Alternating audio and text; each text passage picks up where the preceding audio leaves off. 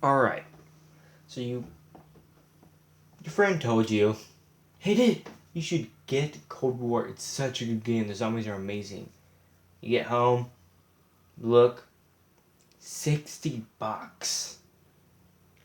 That's a lot of money for just one game mode. But let's say, well, why not? Trying something new. Plus, there's campaign and multiplayer, so you can try those other game modes too. So you get it, hop on, go into zombies. Your friend's talking about all this stuff, and you have no clue what he's talking about. Well, in this video, I'm going to be telling you everything that I know about Cold War zombies. Just to let you know, because I know a lot of people do this. They're just like, hey, Dad, what up? Well, this is all my info on zombies. I have played Cold War zombies for 2 days, 23 hours, 55 minutes. I have played over 106 games. I have gotten over 60,000 eliminations. I have gotten 75 elite eliminations. And then eliminations per game is about 570. I got over 20,000 critical hits. And personal best for most eliminations is 2,604. Top weapons are the Gala SA-12, the Ray K-84, which means I know how to get the Wonder Weapon, and the Hooers 77. Alright, if you guys want how to check your zombie record, make sure to go over. It's right next to challenges and sort. You press on barracks. You go over to combat record, and then you can scroll down one, and then it has zombies. Of course, there's multiplayer also, but you can see I have barely played any multiplayer because I just love zombies so much. Alright, let's talk about it. First things first, there's Outbreak, Firebase Z, and D Machine. Personally, I recommend going into Outbreak now and exploring a big variety of maps. But for those of you that want to feel that old nostalgia zombies that your brother, your dad, your mom, whatever played, make sure to go on to one of the two, Firebase Z or D Machine. I 100% recommend D Machine. I find it easier than Firebase Z when it comes to newcomers. It gives you that, there's quite a bit of doors, yes, but it is really, really easy. Plus, all you have to do is turn on power just by pressing 1, 2, 3 buttons. So, and plus, those buttons are free, so, it's easier. You can have more points. But there's also Dead Ups Arcade first-person shooter, and then there's Dead Ups Arcade, the OG. But anyways, let's talk about this, and then we'll get on to the maps here. Let's talk about create a class. There is not 1, not 2, not 3, not 4, not 5, not 6, not 7, not 8, not 9, but 10 classes you could choose from. I, without a doubt, recommend naming your classes so you know which ones to use, so that way you're not scrolling and looking for when you have that prompt that says pick a class. Of course, I have high rounds, then I have gold, which means tells me what weapon I want to get gold on. I have high rounds, so if I want to go try hard and try to go for the higher rounds, then I have high rounds. Then I have Outbreak. Outbreak is for one that I use because it creates a lot of salvage and elite and rare salvage. So it is something you should definitely do. I leave the 1 through 1, 2, 3, 7, and 8. Those are just for randoms. But, of course, I'm trying to get gold on this gun right here. We'll talk about the camos in just a sec. If we go over, you can see, if we go over to skills, and we click on, weapon classes, field upgrades, perks, or ammo mods, you'll see that there's 3 random looking icons. It is simply purple. What are these crystal looking things for? If you guys don't know where they are, they're like right next to this assault rifle. It's like right there.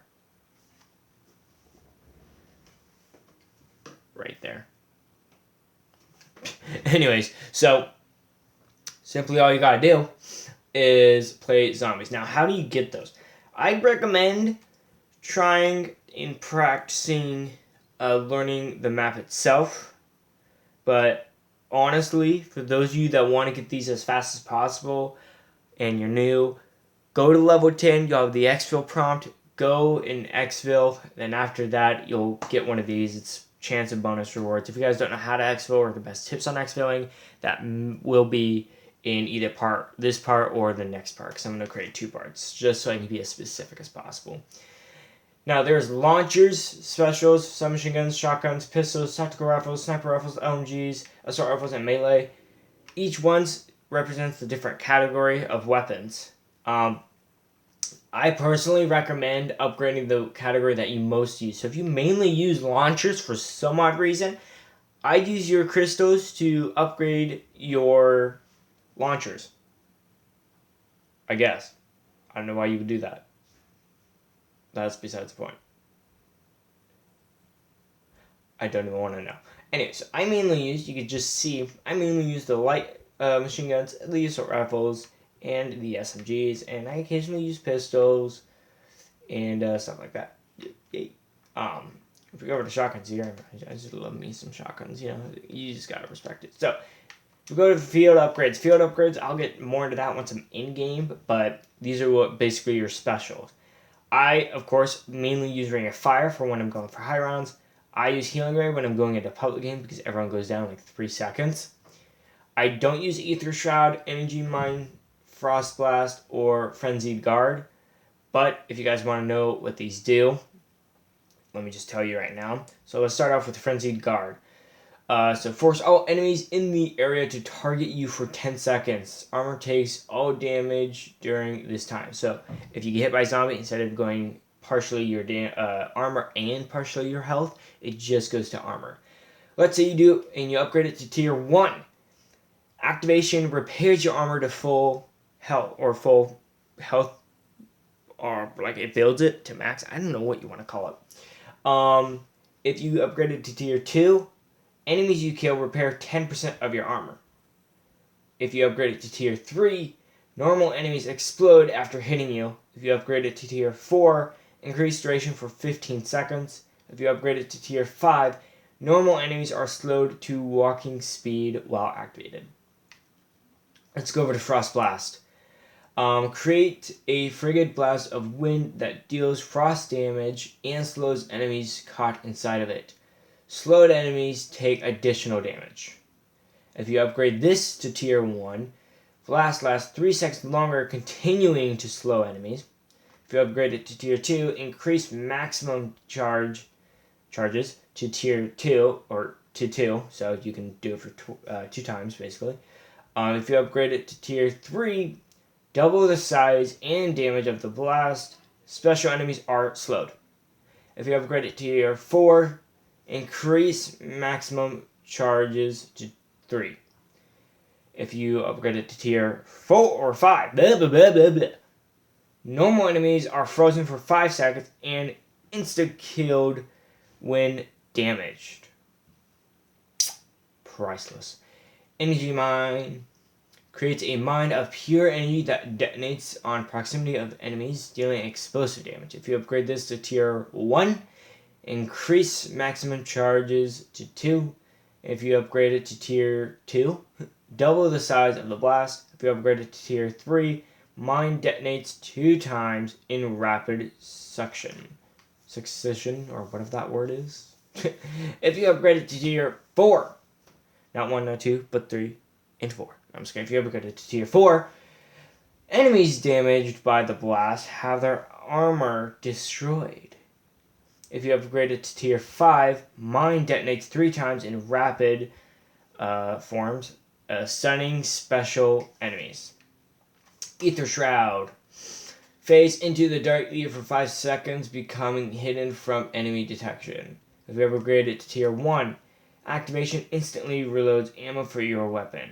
If you upgrade this to tier 2, increase shroud duration for 8 seconds. If you upgrade it to tier 3, activation instantly wraps you forward a small distance.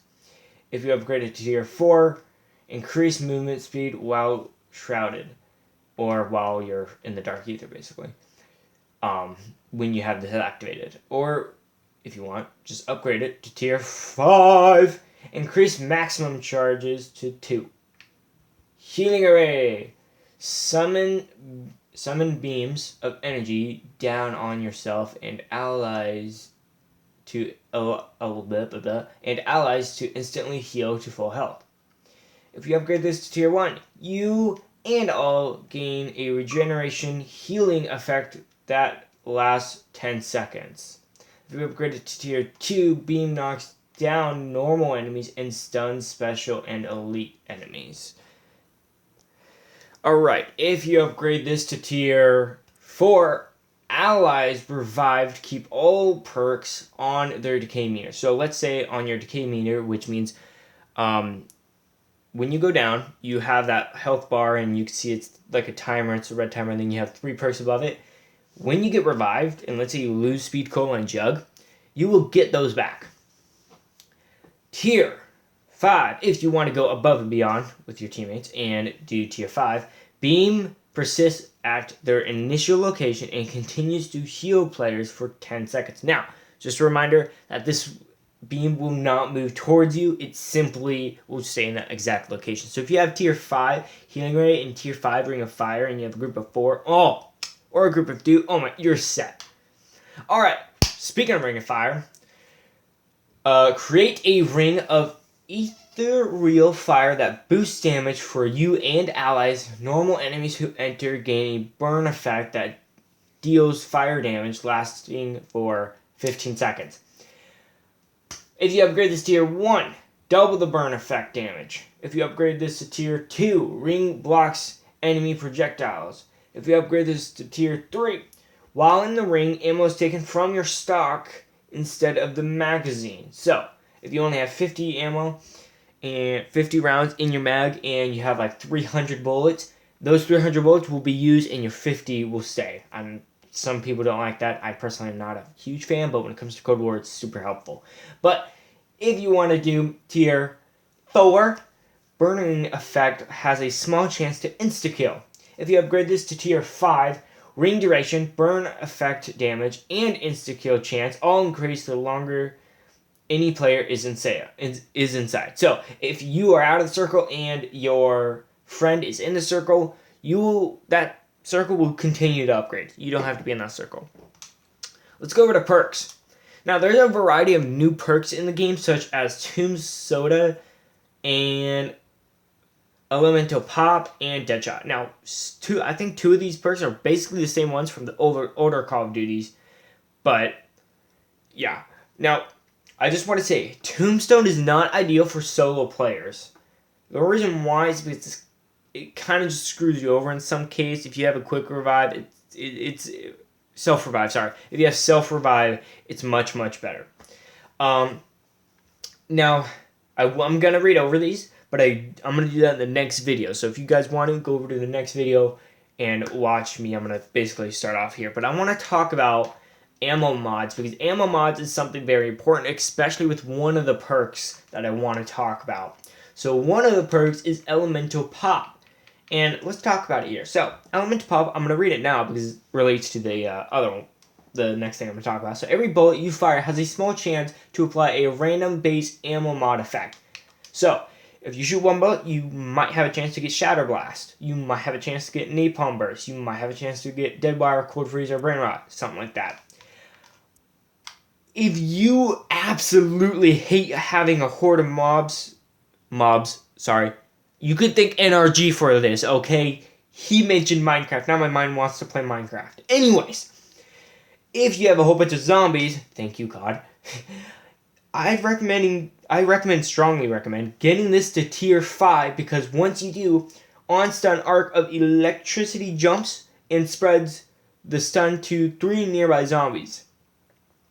It is super overpowered because those zombies are basically electrified, and other zombies will get damaged if they are near. So, huge thing to use. But there's also Napalm Burst and Shatter Blast, which is another 2 good ones. Cold Freeze, I only have this tier 4 because I have the Ice Dragon Mastercraft, and that one gives you a free Cold Freeze ammo mod. So, and then there's also Brain Rot. So,